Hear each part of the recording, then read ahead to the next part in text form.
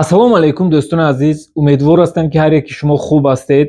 Ин видеои ман асосан барои блогерҳо зиёдтар дахт дорад. Шахсоне ки Instagram доред, YouTube каналҳои калон доред, Telegram каналҳо доред, ҳатман шумо тамошо кунед ва барои дигарҳо ҳам баъзе маълумотҳои муҳим аст ки ҳатман дар давоми видео барои шумо мегӯям. Касоне ки нав блогер шудаен, хоҳ блогер набошед, барои маълумотҳои шахсиро ҳимоя кардан барои шумо боз баъзе маълумотҳои хуб ҳам ҳаст. Ҳатман видеоро то охир тамошо кунед. Хуб дӯстон, биёед пас аз як тавсияи кӯтоҳ ман ҳамаашро ба пуррагӣ мефаҳмонам. Пеш аз оғоз кардани видео хостам кӯтоҳ барои шумо маълумот диҳам. Ин телефоне ки мебинед XR ҳаст, лекин корпусаш 15 Pro. Нигоҳ кунед. Дар намуд телефони 15 Pro, лекин дохилаш бошад айфонҳои XR. Хеле мебинед намудаш хеле базеб аст, дар даст удобна, хеле зебо аст. Инҷо бошад боз телефони 7500 рубл барои тӯҳфа, барои шахсони ки калонсоланд бениҳоят як телефончаи хуб аст. Нархи ин бошад 26000 рубл. Доставка ба тамоми территорияи Русия ҳаст. Москва курьерҳо мебаранд, любой стансия метро бепул. Барои шахсоне ки ин телефонҳо ё дигар телефонҳо лозим бошад, марҳамат ба ин рақамҳо муроҷиат кунед. Хуб дӯстон, биёед ман аз аввал барои шумо нақл кунам. Рӯзи 30 ноябр, тақрибан як ҳафта пеш, қариб буд ки канали маро взламат мекарданд.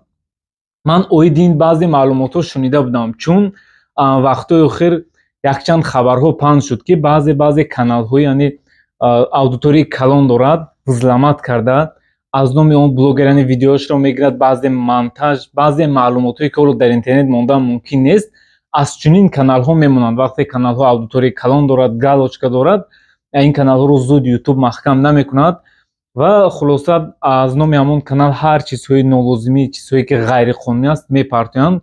Ман чунин хабарро хонда будам дар Telegram, лекин аҳамият надодам. Ростӣ худам ғалт дидам ки ҳатто нафаҳмида мондам. Ман бо баъзе рекламни агентства ва як каналро мондагӣ будам ки як яъне дар поштам менависанд, реклама қабул мекунам. Баъзан аз мисол ягон телефон рамо мекунам, ягон кас мисол программа, сайт, ҳамин ҳолатҳо мешуд. Мисол бисёр ба ман менавистанд дар бораи реклама ва инҳо навистанд, яъне барои реклама пешниҳод карданд, барои ман яъне равон карданд, тезе технически задани договор ҳамаша хондам ва гуфтанд ки видео для интегратсия, яъне видеои реклама мепартоем. Ман бисёр рекламаро аввал мебинам, ба пуррагӣ мефаҳмам ва бисёриашро қабул намекунам. Рости гап, агар кадомаш маъқул шуд қабул мекунам, кадомаш ки боз ба аудиторияи ман дуруст намегирад, агар ягон блогери шинос бошад ба онҳо пешниҳод мекунам. Аввал реклама худам ба пуррагӣ мебинам ва ҳамин чизҳоро дидам, онҳо видео равон карданд ки масалан видео для интегратсия. Вақте ки ман кушодам, аз телефон кушодам, инро накушод. Рости ман худам нафаҳмида мондам. Баъди ин аз ноутбук гуфтанд ки ин барои ноутбук мекушад. Вақте ки аз ноутбук кушодам аллакай фаҳмидам ки что-то не то. Фаҳмидам, лекин ноутбуки маро аллакай взлом карданд. Ман якчанд паролҳои вазнин, 2-3 этап безопасност мондагӣ будам ки инро дар як дақиқа гирифтанд.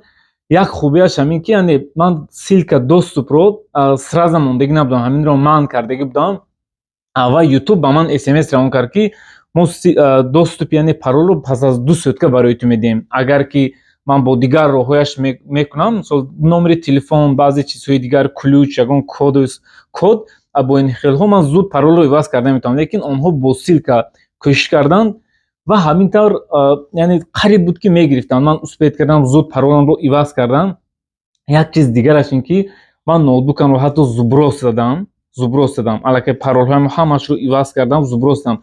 Ноутбукамро ҳозир вақте мегиронам, ҳамин дар интернет пайваст мекунам, онҳо ҳамин вирусро дар Windows пайваст кардагӣ ҳастанд ки боз ба ман SMS мебарад ки яъне ваш парол украден, аллакай касе мехоҳад ки неизвестни устройство мехоҳад ки ба канали шумо дохил шавад. Яъне ман ключ доступ мондагӣ будам, ҳатто бо отпечаткаи палец. Аз ҳамин сабаб яъне ба канали ман даромада наметавонанд. Ман 4-5 этап аллакай безопасност кардам ва як чизро фаҳмидам ки яъне агар 1000 паролҳои вазнин, ман фикр мекардам ки пароли ман яъне взлом карданаш бениҳоят хуб аст, ҳатто ақли одам намегирад. Паролҳои вазнин мушкил мондагӣ будам, дар як дақиқа гирифтанд. Ҳатто боз иваз мекунам ки ҳамон паролам зуд мегиранд برای همین دوستان عزیز، شخصانی که بلوگر هستید حتما کانال های خود رو دارید، یا سیستم безопасностiаш رو پیوست کنید، یعنی رقم های تلفن دابавед، الکترونی پشتا و باز یک چند اتپ های دیگر دارد که همه این رو حتما پیوست کنید. من با اسکرین شات هاش رو میمونم، حتما شما بینید. اینچنین در تلگرام هم چنین حالت رفته است.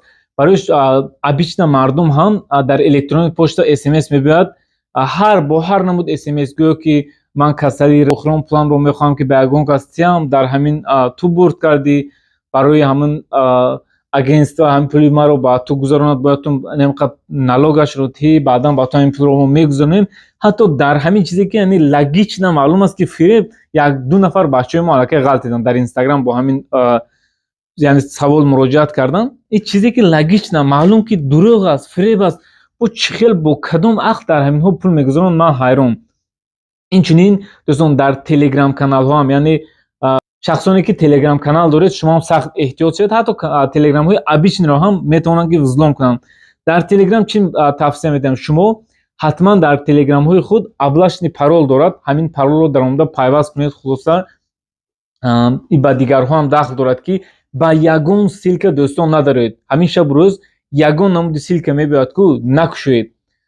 اگر خود بلوگر هستید، بلوگر نیستید، چون که این چیزها بینهایت معلوم است و با یگون کس بیهوده پول نگذارونید. هر یک خیل بازی و هر یک خیل ریکلام و این خیل چیزها بینهایت با دقت باشید که کارتای خود رو پیوست نکنید. من اکنون فهمیدم که یعنی وقتی در ویندوز نوتبوک من در اومدم، همه پارول های چیزی که من از نوتبوک در اومدگی بودم همه هم پارول ها رو گرفتم. خوشبختانه من از نوتبوکم، یعنی نوتبوک بسیار استفاده نمیکردم، حتی یک کانال در اومدگی بودم، یک اکانت دیگر بود، تمام دیگر من یگون چیز نداشتم. حتی نوتبوک رو زبرو زدم، یگون چیز نداشتم. یگون چیز در نوتبوکم من سخرانیت کردم نمیمونم، همه چیز رو عدل در دیسک میگیرم. نوتبوک هم برای یگون چیز پرتافتن یک یگون جو میدارم، برای همین استفاده میکنم. تمام که همین حالو هم تا ویندوزش رو علیش نکردیم، هر باری که میخوای اینترنتش رو میگیرونیم اتوماتیک این پارول نوی من با اونها دوست، یعنی دوست میشد. اونها علاقه در پشتوی من اس ام اس میاد. خوب دوستان عزیز، ویدیو رو با یارو دوستان با بلوگرهایی که میشناسید، یعنی با اونها حتما فرستید تا اینکه اونها از این معلومات آگاه گردن. خداوند همه شما رو نگهبان باشد. تا ویدیوهای آینده، خیر.